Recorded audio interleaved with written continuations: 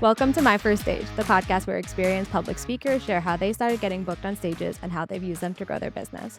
I am here with Josh Troche. He is a fellow podcast producer with a very different angle on things.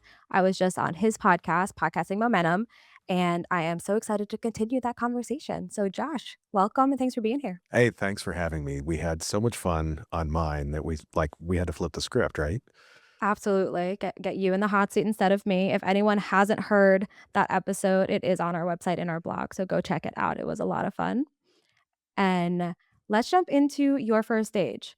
You started speaking how long ago? Really, I mean, I've always done a little bit of it here and there. People are like, "Hey, you're loud and willing to stand up in front of a crowd. Go ahead and do this." But really, the first intentional one I did was with it was part of the 10,000 Small Businesses program. It was a program that I went through, and then every year uh, they do their annual luncheon for the area that I'm in, which is Cleveland, Ohio. And they're like, "Hey, can you speak to presenting and how to present for certain things?" And I'm like, "Sure." Uh, it went okay-ish. Um, I had a A little bit of a glowing review. what was interesting about it is I felt like most times for me, like any public speaking engagement, I'm like amped up. I am ready. I am excited. There's that little bit of adrenaline of like, hey, I could really screw this up. And I truly love that. And I'm like, I feel really off today. I didn't deliver well. And I went home, and the next morning I woke up with 103 fever because I had COVID.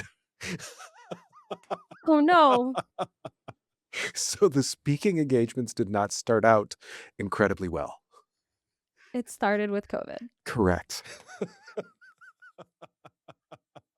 Love that for you. It was interesting because there was some learning lessons in that, obviously, in terms of I had a bit of time laying in bed to kind of run that speech through my head and be like, "What did I do right? What did I do wrong? And how did I set this up right and wrong?" And so, yeah, it was a lot of lessons in that. So what were the things that came to you? What were the things that you did right or wrong? The one wrong thing that I did was I've always enjoyed speaking. I've done well with it. I mean, as you and I both are pretty charismatic people, it's not a big deal for us to be like, "Hey, let's talk about something." I didn't have nearly the prep into it that I should have had. Mm. I needed to be more rehearsed. I needed to have more of the prep into it. I thought I could go in winging a little bit better, and had I prepped, better, I probably, even with the COVID, probably could have still delivered quite a bit better than I did. But I went in and against all my own rules, did not do all the prep work that I should have and went in and I don't wanna it wasn't a crash and burn, but it was not the best presentation ever either. That's how I feel about every session that I do. Like every time I'm on stage, I'm like, oh yeah, I forgot to prep for this. And now I'm just winging it. And I don't know. I don't remember what I said. I feel like I kind of black out every time. Um, it's probably a problem. But when you say like you didn't do the prep that you should have, what does that mean? Like what kind of prep work are you now doing when you before you get on stage? For me, I'm not one that necessarily rehearses much. I like to speak freely, and I feel like I mean, you and I both know with the podcast and that on camera, you need to be a little more rehearsed because you have to deliver with a confidence that I mean, it's a blank eyeball staring at me right now. Um, the for me to be a little bit better rehearsed in my topics and to have a little bit more structure to it, that was missing for me. I don't need to have every line rehearsed because once again, I'm gonna tell some jokes that may be a little bit off, and there's times where you tell the joke and from a crowd, you're like, "Hey," and when they're all staring back at you like, "Okay, don't tell jokes like that anymore." Uh, on camera, you kinda need to own that and just realize that it may not land and just keep trucking. So the preparation and how to go from piece to piece to piece to piece, I needed to be better rehearsed and better prepped in that in terms of having things organized. I ended up kinda saying, "Oh, I missed that spot," and I looped back to it over here, and then I'm like, "Oh, well, how do I get from this spot to this spot?" And it once again, I think the message came across. I had a number of people say, "Hey, look, I loved the information." I don't think they did that out of pity, uh, but it was just it got a little disjointed and a little out of control for me, and I needed to have that in a better organization there. I had someone on the show recently, Mickey, and the way that she explained the prep work that she does, it's like she'll do her presentation multiple times, record it, put it into an AI, have it tell her what she did right and wrong, and give her I'm like, I show up and I hope for the best, What's and we interesting are not the same. is no, is some people need that, and I needed what for me, once again, I think I'm more like you, where Like, to be clear, I probably do need that. Like, I sure, probably could benefit a lot from that. I just don't have the brain to do it. to me, it's there's certain ones of us that can just get up and speak naturally and really be engaging. There's other people that need those multiple steps. What the thing that I run into that's probably the same thing with you is you're like, "I got this." And I'm like, "I got this a little too early." Instead of saying, "Okay, I should know this, the order of things. I should know how I'm presenting things." Um, I should probably go into that with more of that committed to memory instead of relying as much on the slide deck or as much on that because we all get in that situation too, where let's say you've got a 30-minute speech, you've got 15 slides, you are 25 minutes in and you're on slide 10. And you're like, "Okay, I have 5 minutes to burn through the rest of these slides." We've all been there. Um, or the vice versa, where you're scheduled for a half an hour speech, you've got 15 slides, you're 10 minutes in and you're already on slide 12, and you're like, We've "Okay. all been there too. How do I milk these for that extra 15, 20 minutes?" Let's fingers crossed the audience has a lot of questions. Right. So it's to me, it's being a little bit better prepared to be on stuff like that. And that's the thing that I feel like in so many cases that I'm missing. And that's the big thing that I've been trying to work on as we do stuff like this. Yeah, that's great. That's something I have to work on too. Um, what has your speaking engagement since then been like? I've been much better prepared for things, and I have found I also one of the things that's been amazing for me is I teach a class. It's a non-credit class at a local, community college, and that has been a huge help to me because I have used that as a little bit of my test bed to say, "Okay, like, how prepared can we be? What are the things that we need to look at?" I feel like I've presented a lot better with that. What's tough is that's typically one type of student. It's typically middle-aged people that are interested in podcasting. When I get outside of that, I found I'm like, okay, I need to do research on how I'm going to present better to some of these different audiences. I recently spoke to, there's a program at the community college called Encore. It's continued learning for 55 and older. I talked about podcasting with them, and I realized that I needed to, once again, have that speech. I'm like, You and I, we could both talk about podcasting for days." Yes. Um, but I Until everyone is like, "Please stop talking." 100%. So for me, I was like, okay, I needed to be a little bit more focused in my approach for them. So it's once again, it's those steps of like, okay, figuring out who's going to be in my audience, who's sitting in those chairs out there, and who am I speaking to about that? Because once again, the 30 and 40-year-olds that I'm speaking to in the class have a totally different vernacular. Yes, I said vernacular, dating myself there, than the 55 plus hardcore audience. Do you have any, like, tips, tricks, advice for figuring out who an audience is for a speaking engagement, figuring out how to mold your presentation to that audience? Like, what do you do there? I've started really asking a question, and it's the question that all marketers should be asking better is, why the hell are they here? What are they like? What made them say, "I'm going to plant my butt in this seat and listen to this guy talk"? What problem am I solving for them? And it's to realize that is the key for keeping them engaged and keeping them interested, and realizing that, okay, the 55 plus crowd, I was like, okay, I'm talking to them about podcasting. So I'm like, I made a ton of references to old radio shows to make sure that I made that connection for them because they're loosely connected. So that was the big piece for me is saying, okay, why are they here and what are they going to take from it? One of, my recent guests, Marianne Hickman, she talked about, um, understanding what an audience is there for, and I love what she said because she said a lot of people give potpourri answers, and it's just like, I'm here to learn, I'm here to meet people, I'm here to network," and it's like potpourri, it's like, yeah, it smells good, but nobody knows what it is, Uh, and it's like, what does that actually mean? you said it when you were the guest on my show. Is you said niche down till it hurts. Mhm. And really, like, once again, if you are trying to speak, there's probably a wide array of people in your audience. But if you identify one person in your audience, then and speak to that one person, other people are going to listen in. The example that I always love to give to people is if you walk into a room of 200 people just standing around and start talking, everyone's going to look at you like, who's this idiot? um, if you and I start having a conversation, partially because we're both loud, but the conversations, like I'm speaking directly to you, but other people around us are going to be like, hey, this is kind of interesting. It's not for me, but it's interesting. So I'm going to listen in. And that to me is like, once again, that what people need to do with their speaking engagements is don't think of, okay, I've got 18 to 72-year-olds here.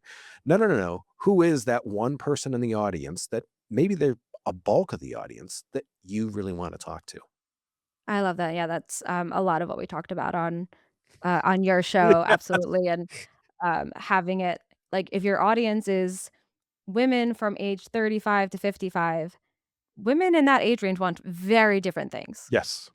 and you need to be very specific about who your audience is and know not only I think the most important thing is knowing their pain points. Because if you just know, like, this is what they do for a living, this is their job, this is, like, what they're interested in, like, that's great. But if you don't know their pain points, you can't help them do anything. You can't help them Right. fix anything.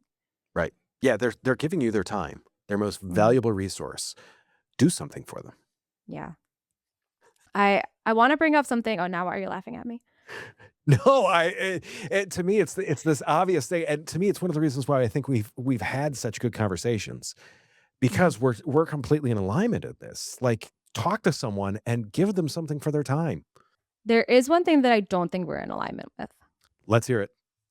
So, on when I was on your show, you at it was towards the end, you said to give, like, one piece of advice for podcasters, and you said, "But I cannot say, 'Just hit record.'" And my advice was literally the opposite. It was, "Don't just hit record." Correct. So, you, must be in the camp of just hit record. No, I am not No. no, Okay. not at all. You just thought I was? No, the reason why I say that is because so many people have given me that answer that Okay. I preface it that way. No, I am a big proponent, and it's funny. This is why I was so upset with myself about some of the speaking engagements that I didn't prepare as well for. Because I Mhm. talk about it in podcasting. 80% of podcasting is in the prep work. Mhm. The example that I love to give is it's painting a room because so many of us have tried to paint a room. If you take off the switch plates, if you tape off all the trim, if you do all that stuff, wash the walls, your paint job is gonna turn out really good. That's not how you laid the paint on, it's the prep work that you put into it.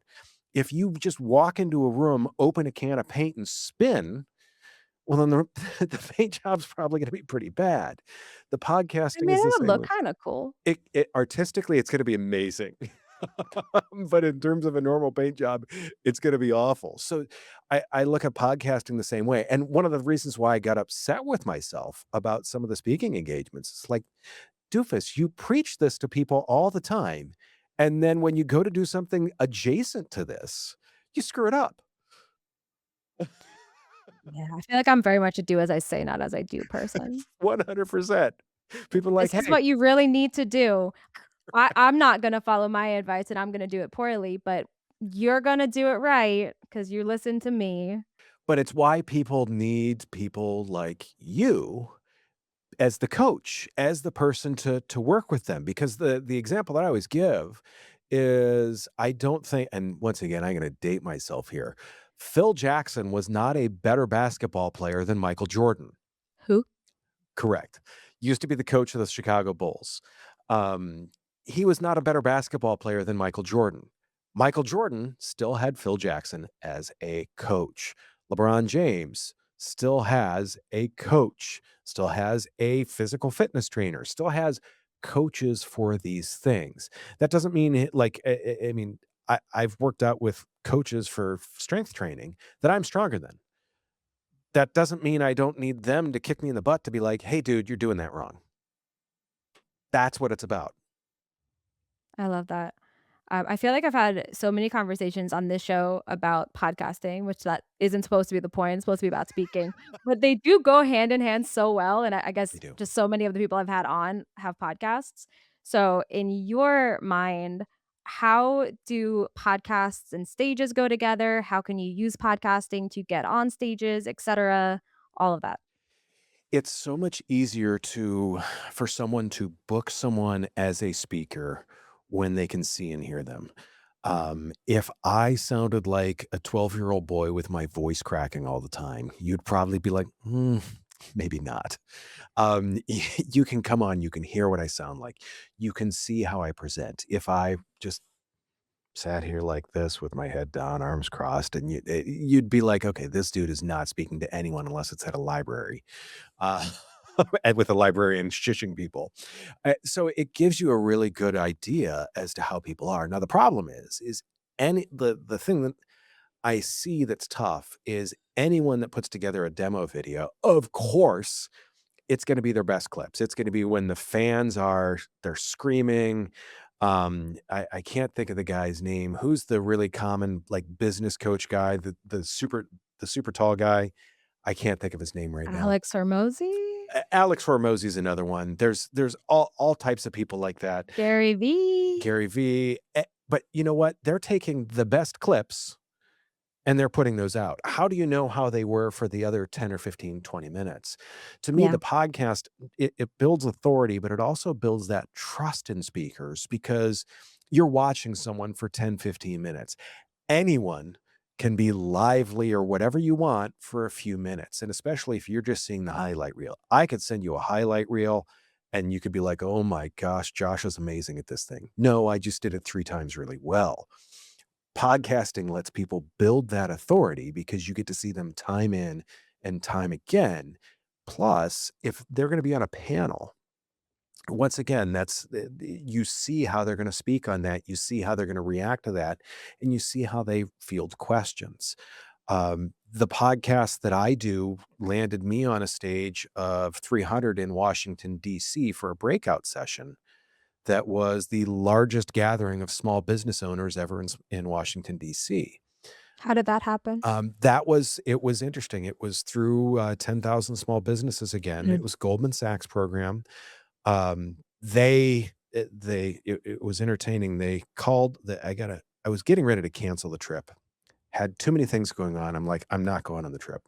I get an email from them saying, "Hey, we would like you to introduce one of the speakers on stage." And I'm like, "Oh," and the speakers were like Kevin O'Leary, Damon John, Martha Stewart, Ken Lagone, so, like, big names. This is not like I'm introducing Bob. Uh No shade to Bob, we love Bob. Correct, Bob's wonderful. But yeah, so they sent me that email, and I'm like, "Oh, I guess I'm going to DC now." And they're like, "You get 30 seconds to talk about your business, on stage, and then you get to do this." And they're like, "It is scripted." And then they said, "Hey, we've got a lot of people that can read a script. We don't have as many people that can talk on a panel." And they're like, "We know you do a lot of things in your business that involve AI and automation." They're like, "Could you be a panelist?" Yeah, yeah, I could.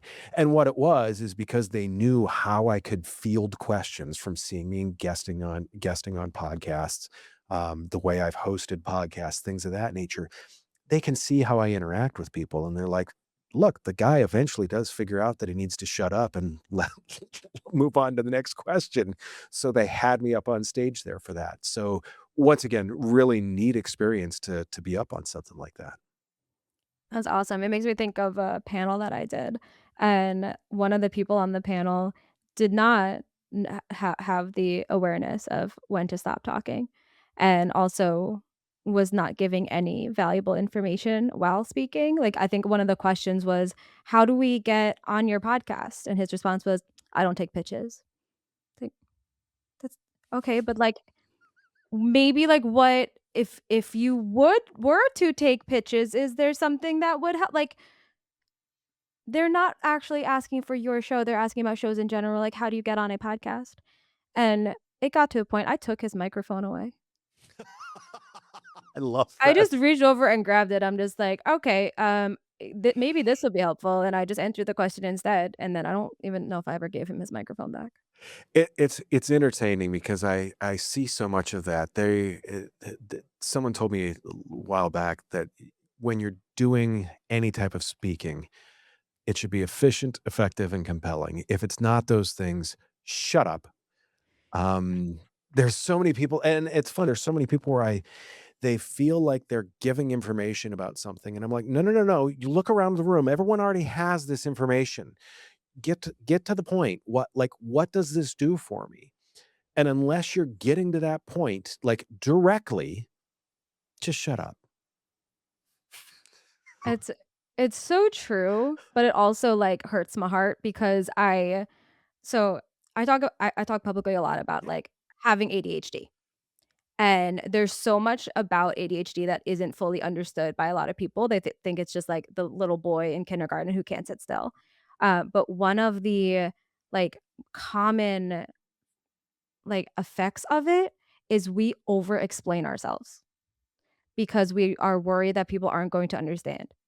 So, I'm like I feel like I'm constantly over explaining or explaining the same thing like 14 times, and I can't stop it because my brain is just telling me that I need to do this because they might misunderstand.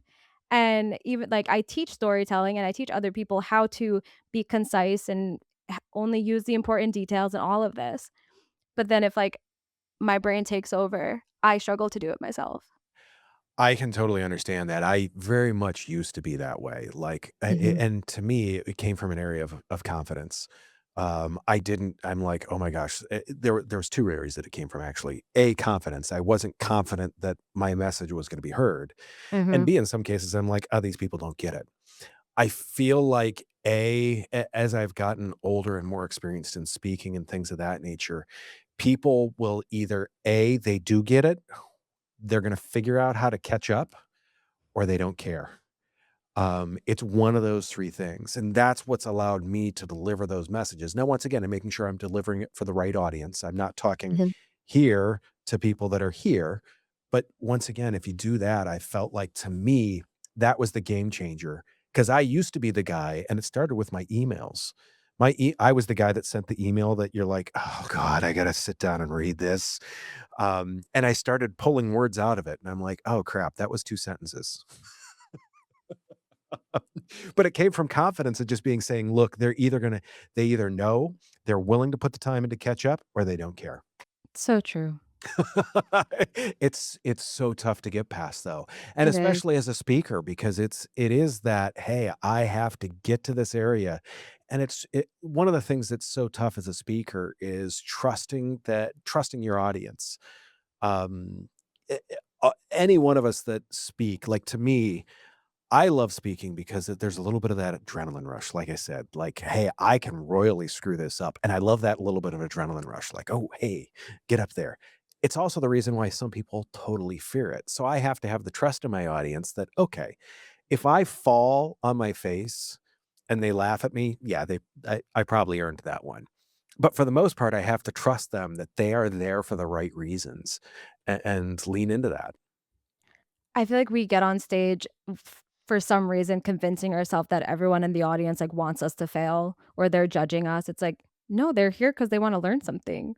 Yeah. Like, they want you to do well because they want to learn something from you. And it's the other thing is too is for me too is what I take so seriously about it is what makes it tough, and I've had to kinda get past that, is I wanna make sure that every person in there feels like they got a tremendous value for their time. And it took Mhm. me a while to realize that no, unless there's only 2 people in the room and you being one of them, that's never gonna happen. You wanna make sure that more than 50% of the room got a tremendous value from it. That needs to be your concern. The 2 people in the back that are texting, guess what? You're always gonna have that. Yeah, you can never make everybody happy. No, no, especially, I mean, like I said, unless you're speaking to a room of 1, and even in that case, sometimes that's very difficult is, depending on who that other person is, but yeah, you're not gonna make the entire room happy. So focus on the ones that are happy and that are engaged and wanna be engaged with it. Those are the ones that really are gonna get the value from it, and those are the ones that you can connect with. Has there been a specific, like, speaking opportunity that was really impactful for your business, your career, just one that you look back on and think, like, "That was a really important day?"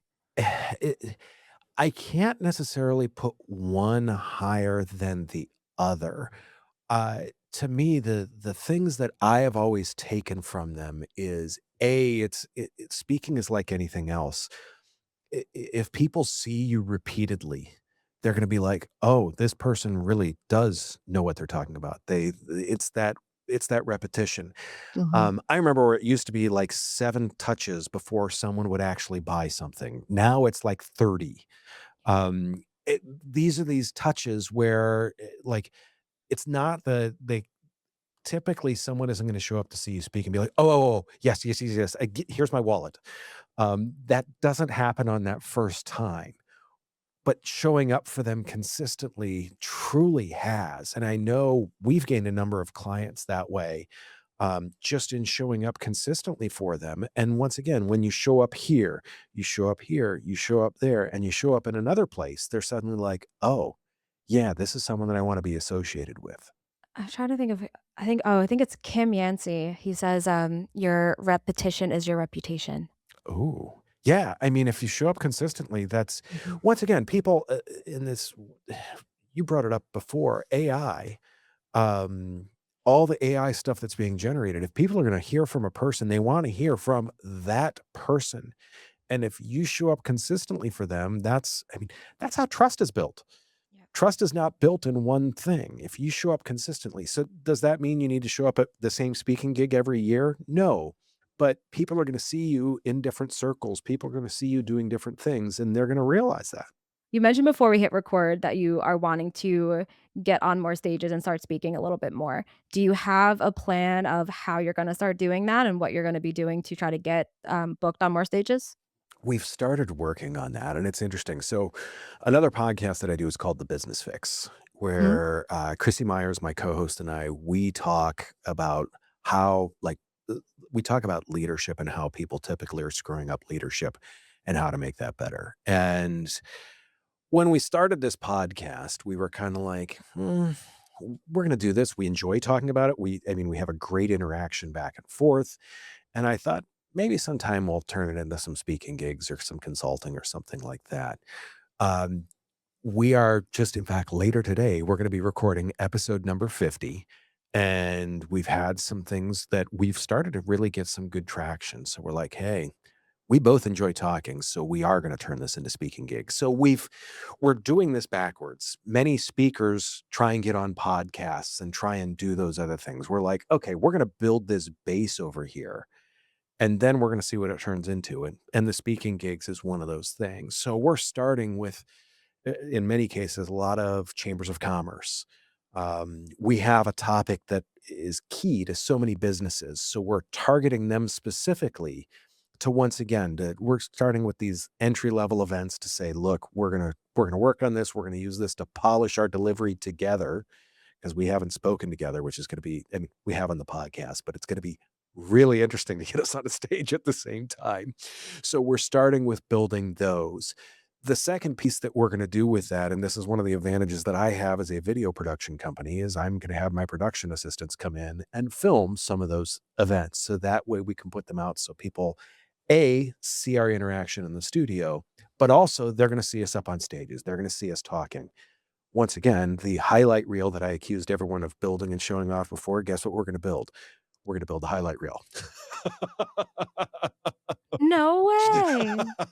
Because once again, it's that thing that you need. And the thing that we're not going to do with it is we're not going to make this hugely complex. This doesn't need to be a $10,000 production. This can be two cell phones set up or a GoPro camera set up while you're talking, and two or three small clips while you're wearing a lav mic. Those can be the things that start pushing those speaking engagements to the next level because people are like, oh, hey, they're talking to people. Um, the ones that I find irritating are the ones where people act like they're speaking to a crowd and they're not. Um, I know some people don't necessarily see that, but I'm like, if every shot is like looks staged, but yet not on a stage or not in a place, like it should look either on a stage or kind of rough. Um, a lot of our speaking engagements are happening in like conference rooms or happening in like larger cafeterias. um, Give it that look and show that, oh my gosh, there is 10 or 15 people listening to you. We talked about this on your show, the idea that we have to be in an arena. Yeah, no, you like show that you're speaking to 10 or 15 people, show that those people are clapping and engage, like show that like Someone's hand is in the air, like, they have questions. right, and you just need a couple of clips of that and show it as Mhm. an audience. Don't show the person that's in the back of the room sitting there texting on their cell phone. That's not the one that you wanna show. But really, it show I tell you what, if someone sends me a reel, because I help pick speakers for a large business summit in Cleveland, is if someone sends me a reel where I see that there's 15, 20 people in the room, I'm good with that. That's Mhm. all we need. I don't need to see an audience of 700. Show that there's an audience, show that there's an engaged audience for one of your speeches, and that's once again, that's that credibility that we're all looking to try and build. I love that, and we are coming up at time, so want you to give one last piece of advice for people who wanna be speakers, get on more stages, get on bigger stages, and it can't just be hit record. Ouch. Oh, come on. I was gonna say put in the reps and no, Nope. to me, it is literally it is to work with someone like yourself. It is to have someone that is going to sit down with you and tell you the things that you need to hear that may not be what you want to hear, but sit down with someone that's going to tell you the things that you need to hear. Because once again, you need someone in your corner that's going to help you get better. You don't know what your blind spots are, so bring someone on that will work with you on those. I love that, and I love getting to hang out with you. I for some reason, the best conversations I get to have are the ones that are with my competition. 100%. And, of course, there is no competition in this industry, everything is about collaboration, and I love being able to hang out with you, learn some things from you, and see how we can kind of differ on some things sometimes, which is a lot of fun. So, Truly. thank you so much for hanging out with me today, and how can people, get in touch with you, find out more about you, find out what you're doing?